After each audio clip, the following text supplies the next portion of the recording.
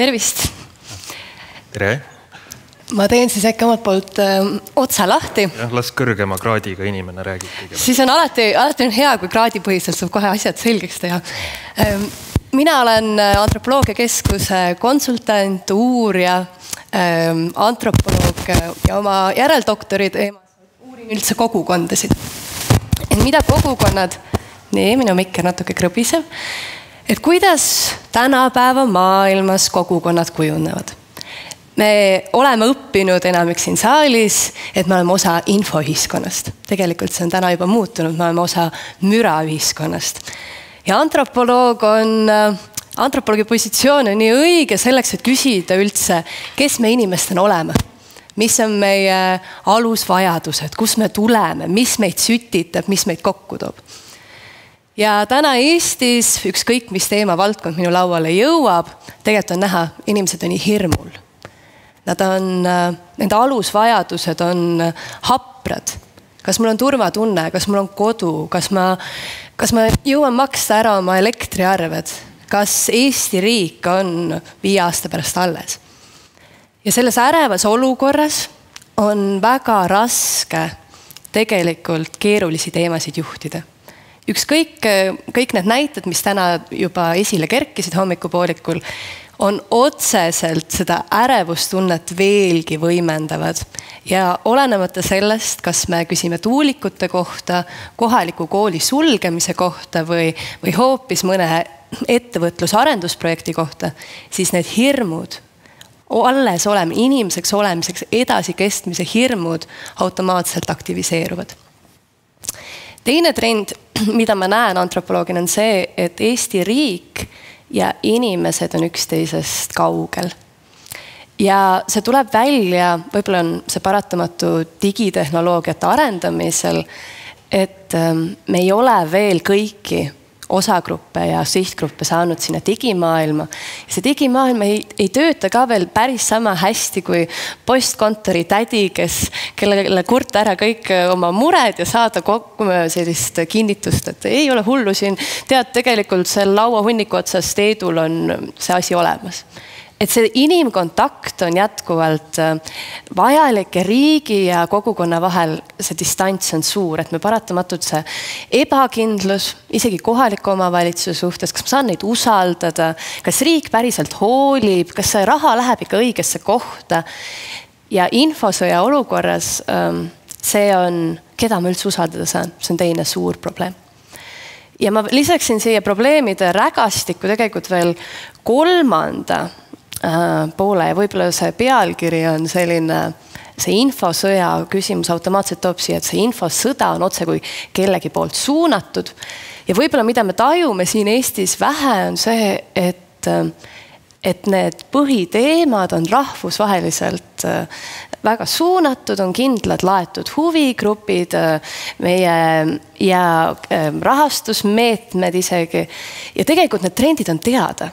Mis on ka Eestis on häid algatusi, Salk on näiteks hea näide, kellel on andmestik ja nad suudaks ette ennustada neid tuliseid teemasid, mis järgmiste kohalike omavalitsuste puhul esile kerkivad, nii nagu nad on kerkinud kõikjal Euroopas. Me peaksime olema veel, tegelikult võib-olla soovituste juurde alles jõuame, aga see antropoloogina see trendid ja infosõda ja selle liigutamine ja need teemad, mis tulevad, et see on nagu üks osa tänapäeva maailmast, kus me elame.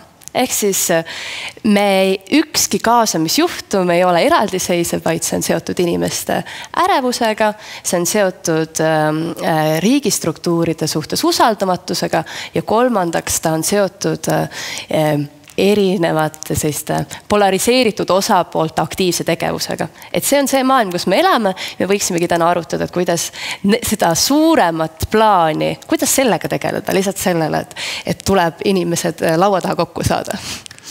Jah, nõus kõigega. Väga tark jutt. Et miks mina siin olen ilmselt,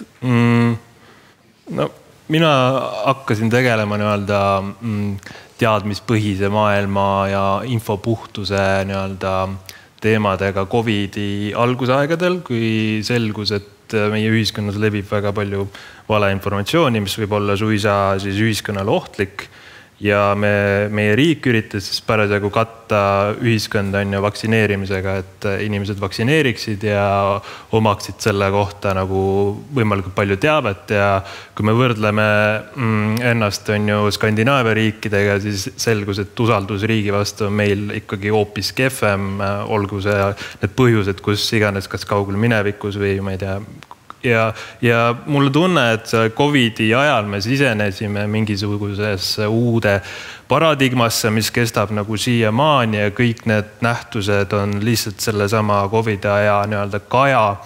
Ja no ma ise jälgisin selle ajal, minust saigi siis nii-öelda faktikontrolli reporter, kes hakkas siis monitoorima sotsiaalmeedias toimuvat ja ka nagu laiemate uuringute mõttes, et ja samal ajal mind on alati huvitanud ka see nii-öelda Venemaa mõjutustegevus, milleni ma varsti ka võib-olla natuke seda teemat puudutaksin.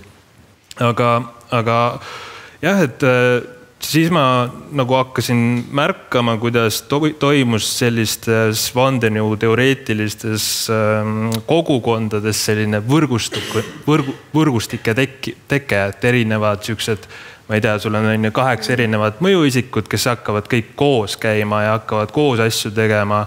Ja need võrgustikud kajastuvad ka siis sotsiaalmeedias, kus me nüüd tänapäeval tajume, eks ole, et justkui jube orkestreeritud, et on ühel pool Eesti otsas on Tuuliku arutelu ja teisel pool Eesti otsas on Tuuliku arutelu ja samad inimesed ilmuvad sinna samade jutupunktidega, ilmuvad petitsioonid on ju rahvaalgatus.ee-s, mis kõik justkui ühes suust mainivad, et infraheli on see kõige olulisem asi, mis Tuuliku juures, mida peaks silmas pidama.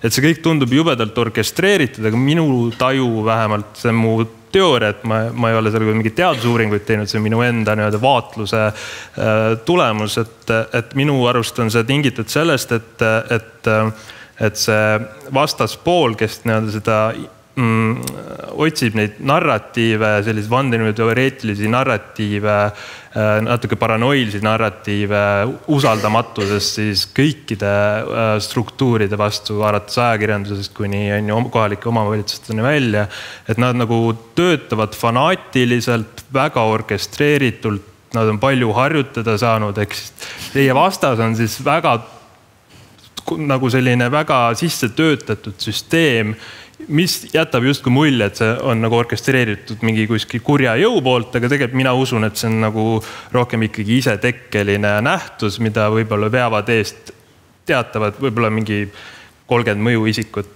kellel kõigil on mingisugused teatavad oma huvid, kas poliitilised, on ju, me teame, et on poliitiliselt on seda, kogu aeg toon seda Tuuliku teemat, kuna see on nii päevakajaline, et seal on poliitilised huvid, mõnel on mingid, ma ei tea, ärihuvid, tahab müüa mingid piimereid, mingid amulette, mingisugust sellist kraami. Mõnel on see, et ta lihtsalt üritab ehitada sellist sotsiaalset nagu kapitali, et leida endale jälgijaskonda, jagades teavet, mida keegi teine ei oma. Ja see on selline sotsiaalmeedia nagu mõjutustegevus või siis mõjuisikuks olemise nagu teema. Ja kõike seda ma hakkasin tähele panema ja hakkasin tähele panema, et kõik teised ei ole seda hakanud tähele panema. Ehk siis kui tuli see Tuuliku teema justkui järsku kuskilt nagu sai valla ja järsku igal pool oli suur nagu tulekahju. Et see toimus tõesti hämmastavalt kiiresti. Ma ise nimetasin seda suisa nagu selliseks nagu hüsteeriaks.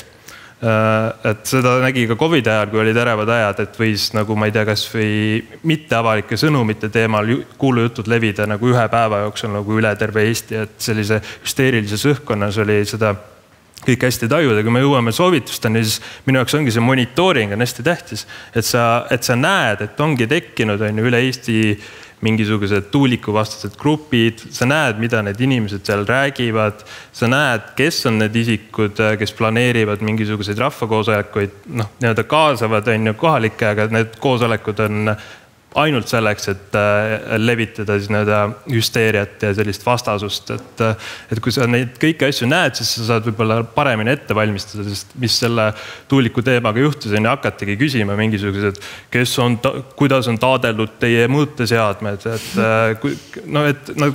et need inimesed suudavad esitada väga spetsiifilisi küsimusi ja kui sa ametnikuna või inimesena, kes peab neile küsimustele vastama, ei ole ette valmistunud, sul on ka võimatu neile vastata. Samal ajal tuleb ka tõdeda, et need sellised karjuv vähemus või kuidas öelda, et nad ei tegutse nagu heatahtlikult, et ükskõik mida te neile selgitate, neil on alati tagataskus mingisugune uus väga spetsiifiline uuring või artikkel või mille nad viitavad ja siis laivis neile vastata, et oi, tegelikult see on vale info, et sa ei saa ju nagu laivis nagu seda faktikontrolli teha talle või nagu seda ümber lükata ja siis ta kuidagi võidukalt nagu kuulutab.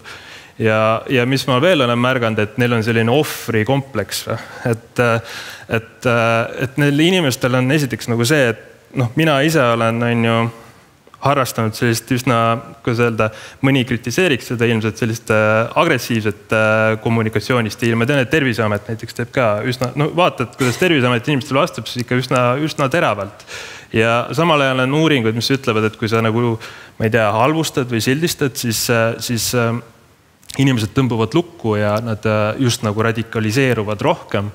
Aga ma tahaks näha, kuidas on õnnestunud nagu suure armastuse ja hoolega neid samu inimesi siis kuidagi õigele poole üle meelitada, et see tundub mulle võimatu olukord ja natuke võib-olla tulebki siis tõdeda, et see on natuke võimatu olukord ja siin on juba kõlanud kuidas seda võiks siis lahendada, et suhelda otse inimestega, keda see päriselt puudutab ja nagu ma ütlesin ka, olla valmis nendeks narratiivideks ja monitoorida olukorda sotsiaalmeedias, et kui see tuuliku teema tekkis, tõesti võtsin Terviseametiga küsimus ühendust, nemad küsisid minu käest vastu, et kes siin on, kes siin taga, kas Venemaa on kuidagi seotud.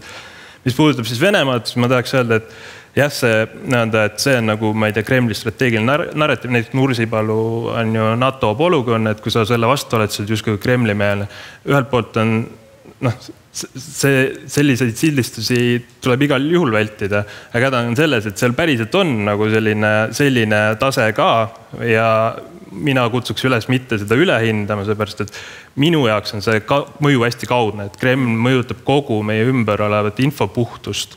Ta hävitab seda ja tekitab sellist ebakindlust, mida me tajume nagu kaudselt, aga see ei ole nii, et keegi maksis kellelegi, et ta meelt avaldaks ja nii edasi. Eks need inimesed solvuvad kindlasti, kui te ütlete, et levitate Kremli-meelset narratiive. Samal ajal nad on ka väga osavad, need mõjuisikud nagu selle sildi siis nagu oma jälgijaskonnale üle kandma, eks nad kutsuvad, ütlevad, ta nimetas teid kõiki Kremli-meelseteks ja sealt võib asi nagu väga konfliktseks minna puhtalt seetõttu, et ta veenab ka oma jälgijaid ja jälgijaskonda mõni mõjuisik, et ka teda nagu halvustatakse ja solvatakse ja lükatakse kõrvale. Et ühesõnaga ma kutsuks üles nagu monitoorima, kursis olema, mis toimub sotsiaalmeedias. See on väga nõme, mulle ka ei meeldi Facebookis, usk inimkonda kipub nagu kaduma. Aga ma ütleks, et kui me oleksime paremini kursis, mis narratiivid levivad, sest ikkagi need katusnarratiivid kõikide nende protesti meeleolud ümber on üsna sarnased ja nende jaoks on võimalik ette valmistada, teha kas kodulehel on ju mingisugune KKK, et kordama kippuvad küsimused. Et mis ma märkasin infraheli puhul oli ka palju segadust alguses, mingid poliitikud ütlesid, et infraheli üldse mitte midagi ei mõjuta. Nad on väga osavad vastaspool ütlema siis, et teil endal Terviseameti kodulehel on info, et intensiivse infraheli käes viibimise on tervisemõjud. Ja nad selles mõttes, et ei tasu ka vastast alahinnata, et nad väga osavad on leidma auke teie jutus, kui te ise ei ole piisavalt kursis. Ehk siis võib-olla mitte targutada siis, kui te päriselt kindel ei ole ja tunnistada oma piiratust, teadlikkuse piiratust mingites väga spetsiifilistes küsimustes ja selgitada, mida teie oskate rääkida. Kohe sinu juttu kuulates mul tekkis kaks mõtet. Võib-olla üks asi, mis võiks meie kõnest jääda meelde, on see, et monitooring või ettevalmistus hakkab nii palju varem. Et me täna valmistame ette järgmiste kaasamiste protsessideks. Tuulikute teema näiteks meie lauale jõudis umbes 9 kuud tagasi ja me siis mõtlesime, kas on õige aeg seda teemat üldse torkima minna. Me antropoloogiakeskus aitas Vinni vallavalitsus selleks, et saada kohaliku elanike meelsust selle valdkonna kohta ja teema kohta. Siis läks pool aastat aega, enne kui me jõudsime jah-sõnani, et olgu, hakkame pihta. Ja see jõudis meie lauale 22. detsember, et okei, hakkame pihta. Siis oli 2 nädalat oli pühasid ja päriselt me saime tööd alustada jaanuari alguses. Ja selleks hetkeks oli tegelikult meedia juba selle teema üles võtnud, sotsiaalmeedia elas väga tulist oma elu. Ja kui ma Salgaga rääkisin, et meil olime 9 kuud ees sellest teemast, nemad ütlesid, nemad olid vähemalt 1,5 aastat. Et tegelikult on need sellised ühiskonnateadlased, kes jälgivad protsessi. Ma küll väga siin innustaks tegelikult Salga poole pöörduma või Salgaga koostööd tegema, et mis need järgmised tulised teemad on, milleks juba näiteks kaasamiseksperdid võiksid täna valmis olla. Ja see monitoorimine, kogu aeg see temperatuuri kraadimine, et kus me siis oleme selles etapis. Ja teine mõte, et üks on sellised ühiskonnaprotsesside kaasamine, aga teine mõte on see töö kogukonnaga. Ja mulle väga meeldib uus kogukondlik liikumine. Eesti väärtusuuringud ka näitavad, et me oleme sinnapoole teel. Ehk siis, kes on meie lähedane 100 inimest? Kui me räägime Vinni puhul, me räägime kogu Vinni valla kaasamisest. Vinni vald siiamaani elab sisemiselt üle haldusreformi järelmõjusid. Üks küla on teise peale kade. Kui me räägime talumistoetusest, siis kõik hakkavad rääkima, et aga see vallakeskus on ikka liiga kaugel. Ja kus me oleme kindel, et see terviserada ikkagi meie külani jõuab? Kuniks me ei saa võtta valda tervikuna, tulenevalt kõikidest nendest erinevatest protsessidest, mis maapiirkondades jätkuvalt käivad. Me peame minema lähemale, me peame minema küla tasandina. Ja selle küla kogukonna võimestamine on minu meelest ainukene viis, kuidas sellises infosõjas hakkama saada. Et mul on küla kogukond, seal on oma aktiivsemad liikmed, seal on oma liidrid, seal on lähedane kontakt. Ja ma hakkaksin väga lihtsalt seda nii-öelda kureerimine hakkab pihta jaanipäevadest ja jõuludest. Eesti rahvakalender annab sellest väga head võimalused 2 korda aastas kokku saada. Ja see, et ma tean oma naabrit, ma tean, kui palju lapsi kellelgi on või et kuhu tallu missugune inimene kolis, see on see baasvundament, mis loob seda tugevat, usaldusväärset kogukonda, kes saab ka hakkama siis, kui tulevad need konfliktsed teemad. Ja kaasamine ei ole midagi eraldiseisvalt vaakumis, mille me võtame ette siis, kui meil on hädamajas.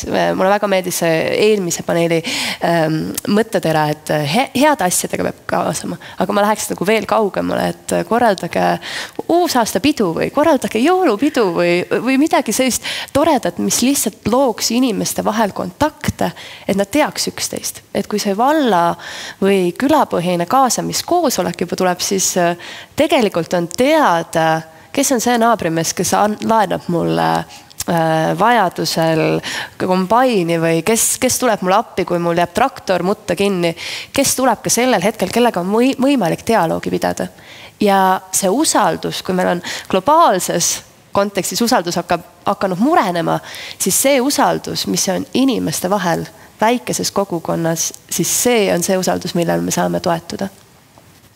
Jah.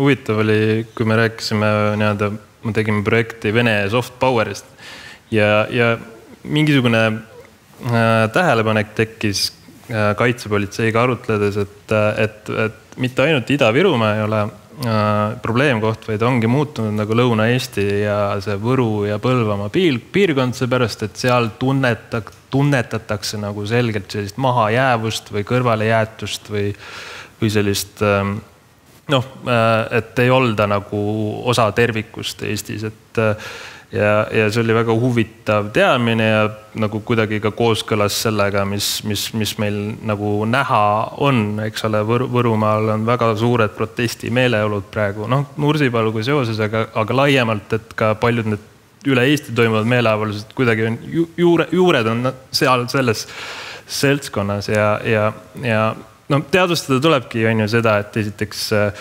kutsute ruumi inimesi täis. Ma juba kuulsin, mis te rääkisite, te kõik tegelikult teate seda juba, et seal ruumis on väga palju mõistlikke ja toredaid inimesi, kes on võib-olla hirmul ja ebakindlad.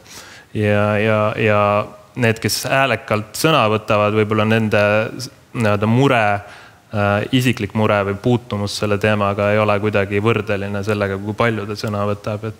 Ja kui on tajuda, et keegi võtab väga palju sõna ja ka nii-öelda paneb puusalt ja kaaperdab nii-öelda arutelu, siis kuidagi tuleb ju teadvustada neid teisi inimesi, kuidagi teadvustada, mida nemad arvavad, mida arvavad need inimesed, kes vaikivad. Et nagu tulebki ilmselt teadlikult pöörata tähelepanu, miks need inimesed kohale tulid, kes vaikisid terve selle koosoleku. Et ju nad ikkagi tulid mingil konkreetsel põhjusel.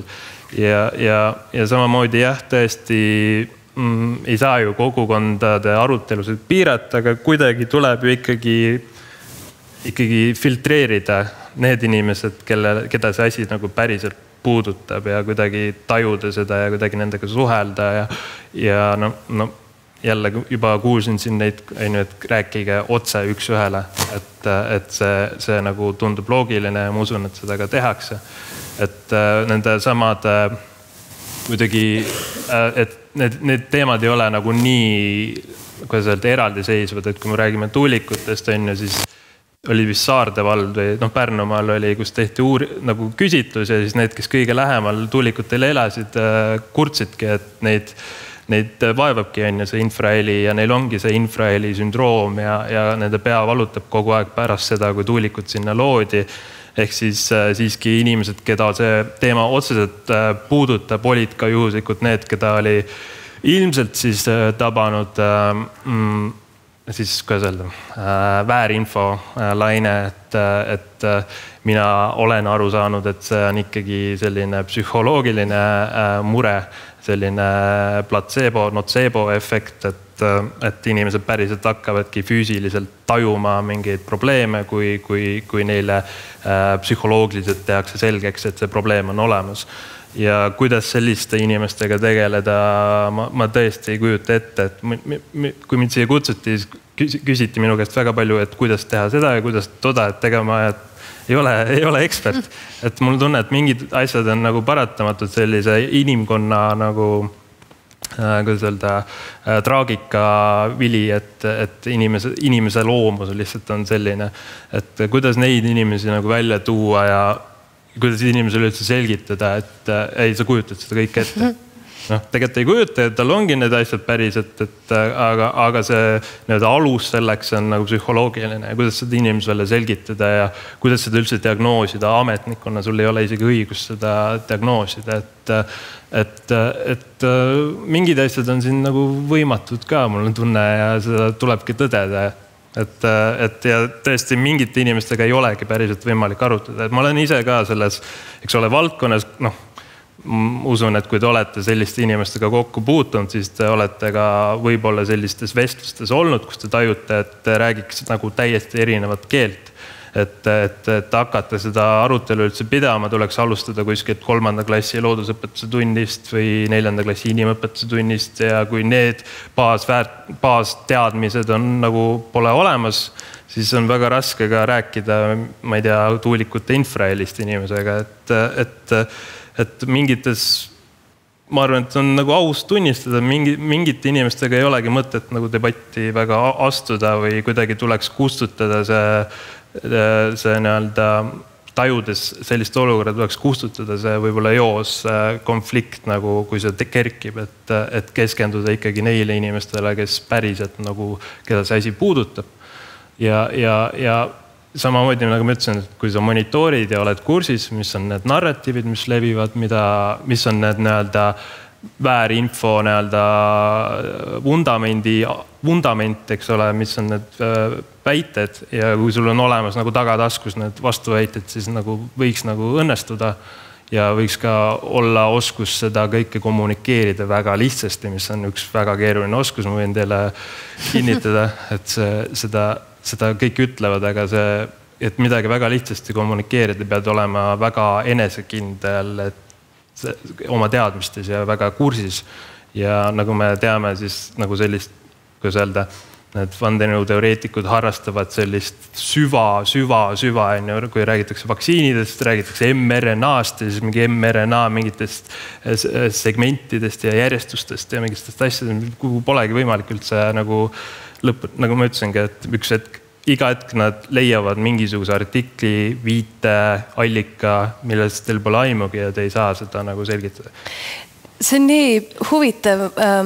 Ma olen natuke antropoloogine see, et kedagi ei tohi maha jätta, et need traditsioonilised külaühiskonnad ka, et isegi need külahullud ja põdurad, sa hoolitsed nende eest, et sa kuidagi tegeled nendega. Ja siin on kaks suunda. Ühelt poolt on see, et jaa, see hirm on päris. Isegi siis, kui me räägime nendest allikatest, mis ei ole tegelikult teaduspõhised või me räägime mingisugusest ülepaisutatud riskist, siis see hirm on päris, et see tegelikult, millega me saame tegeleda, on see hirm, nagu veel, mis siin räägitud on, lasta inimestel tühjaks rääkida. Vinni kontekstis väga hea näide, kuidas paaril juhul meil oli intervjuu, mis kestis rohkem kui tund aega. Inimene vahutas, ta ütles, et ta on vihane, ta on pahane, talle ei meeldi mitte mingil juhul üle tema laiba, mitte tema koduhoovi. Pärast 60 minutit ta ütles, et oota, kas me üldse teame, et nagu palju meil siin, kui palju infot on ja kuhu üldse tulevad ja kui suured tulevad ja siis veel sealt natuke edasi, siis ta ütles, et tegelikult selle kaasamiskoosoleku võib ikka ära pidada küll.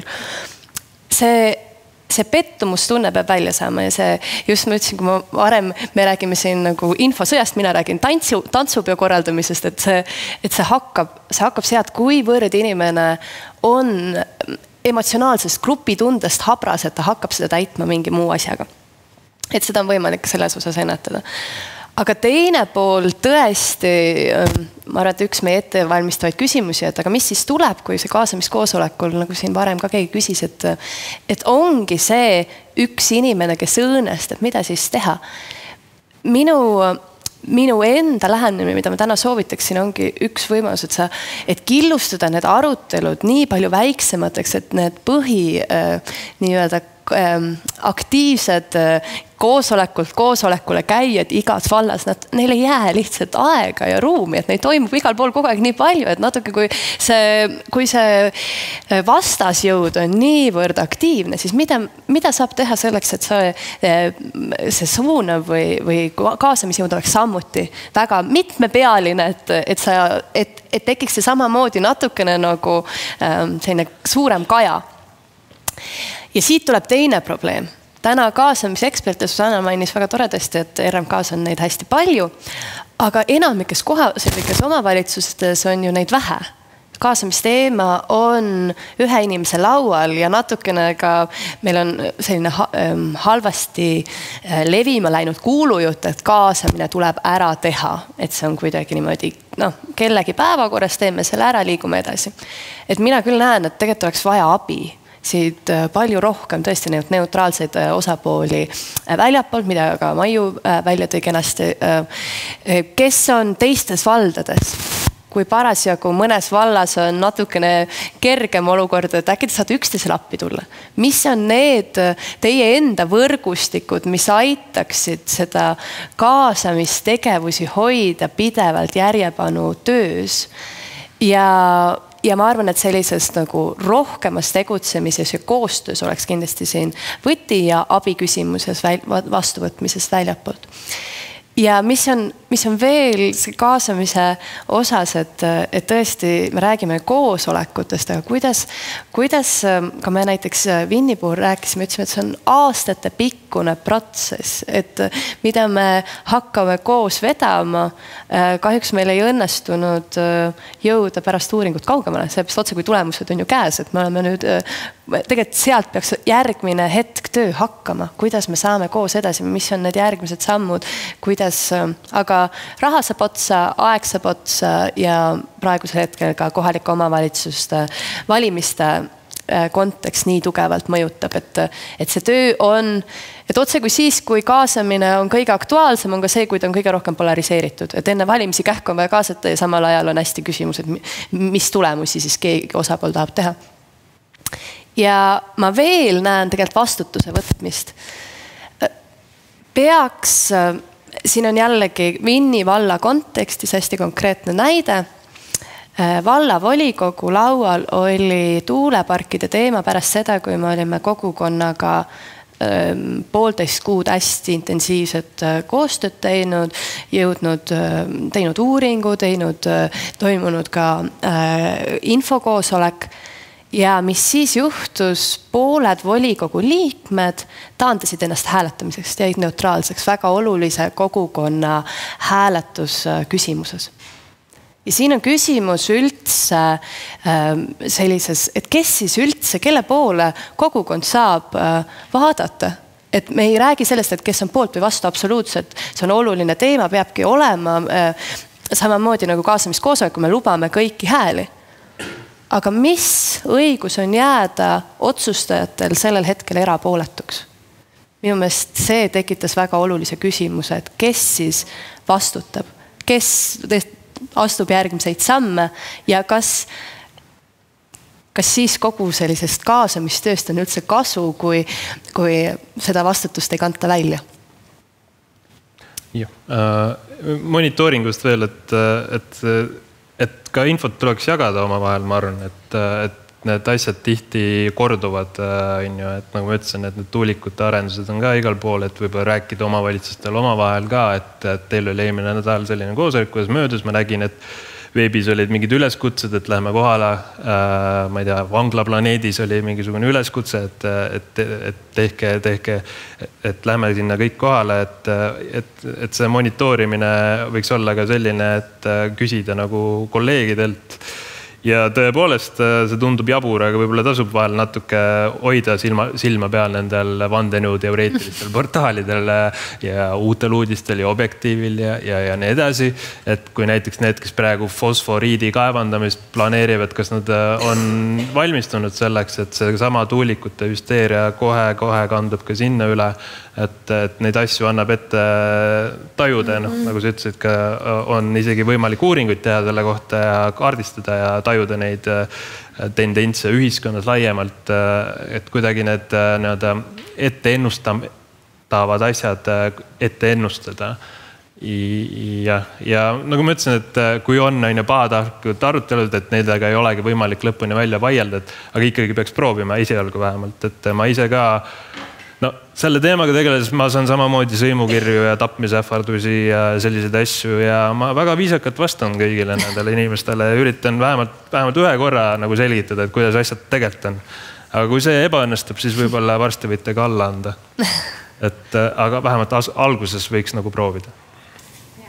Võib-olla siin sujuvalt viime selle vestluse nagu laiemaks, et on olnud ääretult põnev kuulata teie mõtteid.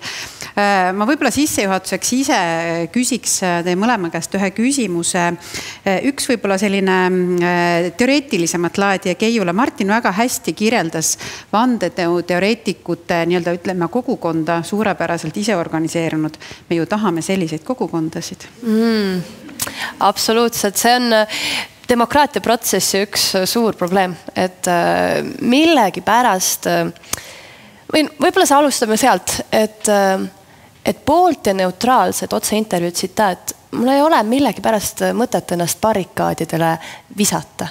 Ja see juba eelhäälestus on nagu nii erinev, et millegi vastu võitlemine tuleb meil kogukonnana nii palju kergemini välja kui millegi poolt võitlemine. Ja meil oli siin näiteid varasemalt, kuidas Tallinnas tõesti linnaosa seltsid on aktiviseerunud millegi vastu võitlemisel, et millegi pärast inimloomuses, kui me tahame millegi poolt, mingit protsessi edasi viia, siis peab arvestama lihtsalt, et meil ongi 2 korda rohkem tööd läheb sinna. Ehk et kas võib juhtuda see, et kui nüüd hästi teadlikult seda kogukonda kasvatada, teha jaanipidusid ja jõulutantsupidusid, mis iganes, et siis me aitame seda ise organiseerumist suunal, mis meile pärast kätte maksab? Ei. See on, vandenõuteoreetikud ei ole see grupp, kes seda teeb. Kui me räägime enamuse, vähemuse häälest tänapäeva, infomeedia ajastul lihtsalt üks kurioosum levib nii kiiresti. Ma arvan, et igaühel võiks säilida usk inimkonna headusesse. Et kogukond, inimesed meie ümber, me tahame häid asju, me tahame kõik paremini oma igapäevaelu korraldada, tahame, et meie lapsed ja mees oleks terve, tahame, et mul oleks tööd ja mul oleks hea õhtusöök laual, katus pea kohal.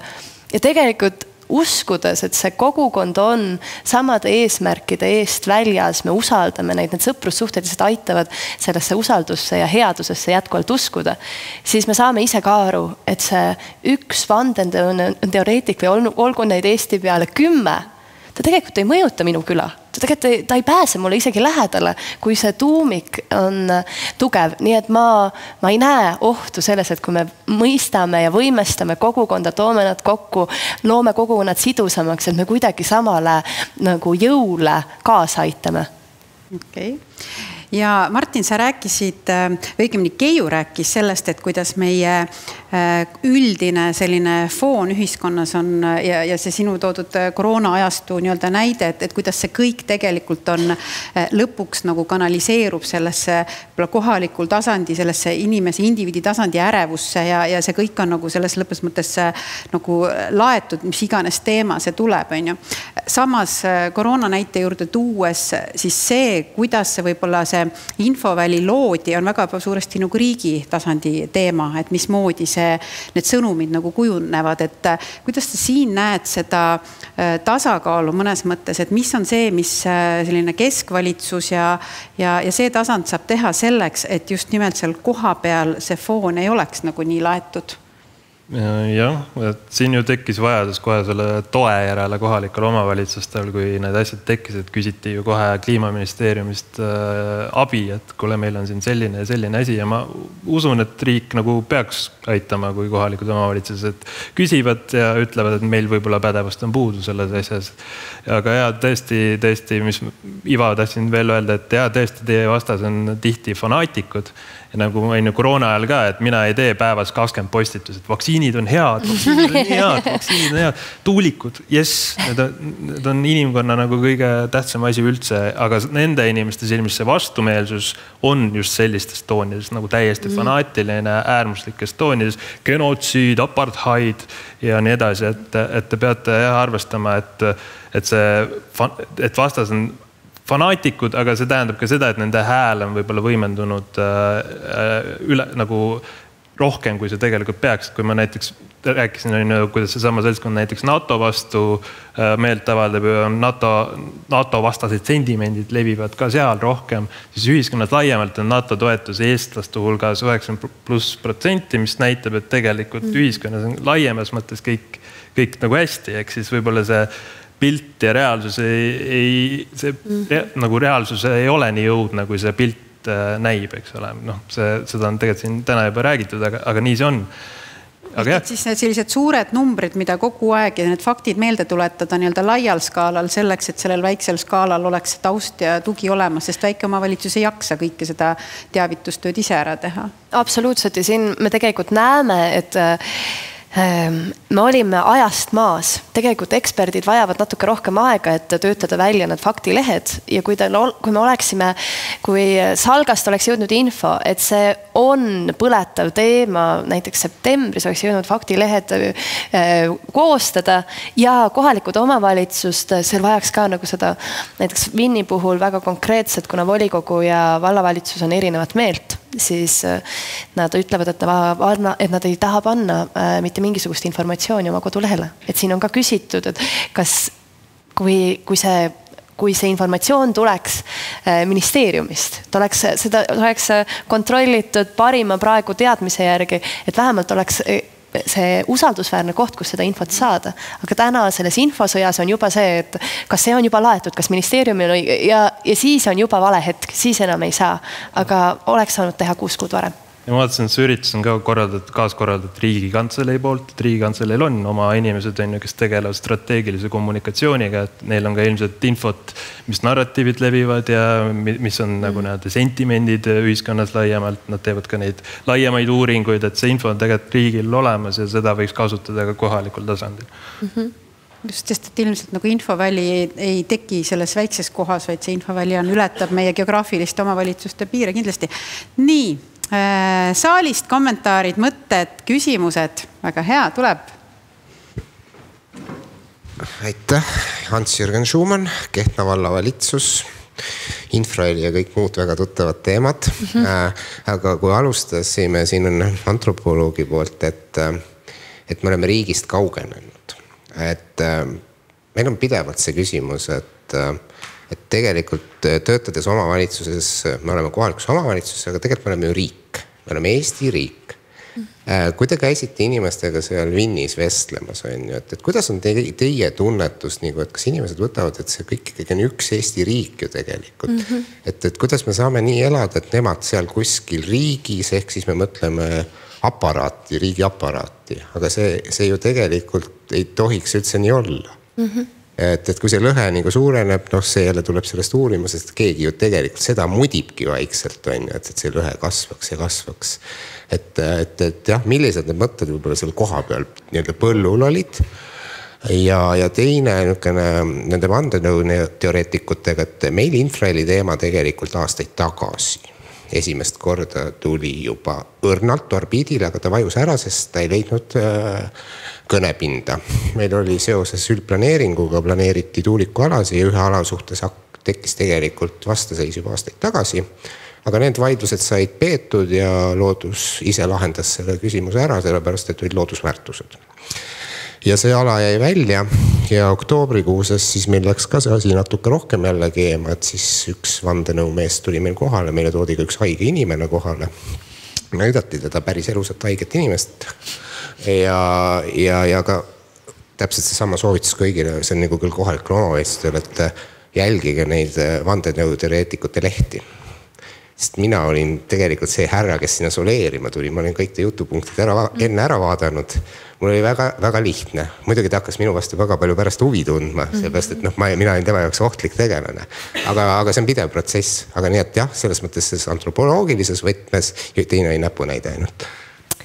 Me proovime seda lõhe pidevalt kokku traageldada. Tegelikult sellega tegelevad ministeeriumite tasandil väga paljud üksused innotiimist kuni näiteks Tööandjate Keskliiduni, kes seda lõhe riigi ja kogukonna vahel üritavad. Aga see on absoluutselt õigus, et ei tajuta ühe riigina, eriti kuna see minu-sinu on siin nii kaua kestnud ja kui me räägime äärealadest, kui me räägime Kagu-Eestist või me räägime Virumaadest, siis on ikkagi see tunne, et kõik on sinna lükatud. Et meie siin ei taha tehast, aga Ida-Virumalas võtku või see Võru või kuidagi, et me lükkame sinna äärealadele, et see ja siis mis riigist me saame rääkida, kui on see meie oma hoov ei taha, aga nemad võtke. Et siis kas see on üks riik. Ja see iga intervjuu tegelikult hakkas energiapoliitika teemadel hoopis pihta. Me olime väga valmistunud, et me hakkame rääkima tervisest, sest küsimustikud näitavad, et tervis on inimestele oluline. Kui me läksime koha peale, oli inimeste jaoks peamine teema hakkama saamine ja energiajulgeolek. Ja alates energiahindadest väga tugevalt tavainimesed räägivad sellest, et nad ei saa ministeeriumi kliimapoliitikast aru.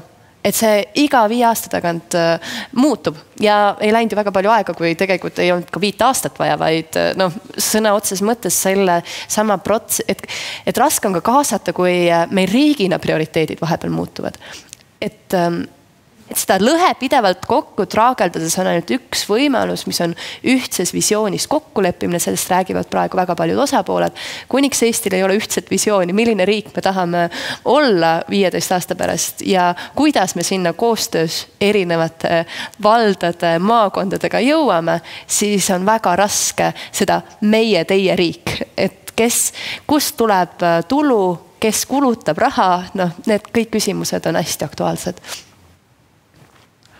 Et see toimetulek, et see lihtsalt ütleks seda, et võib-olla kui koosolekul kõlavad mingid jutupunktid, siis need ei pruugi olla tegelikult need jutupunktid, mis inimesi tegelikult huvitavad, et see ei pruugi üldse omavahel seoses olla ja see toimetulek, te võite joos eeldada, et toimetulek on asi, mis huvitab inimesi, et igal juhul, jah.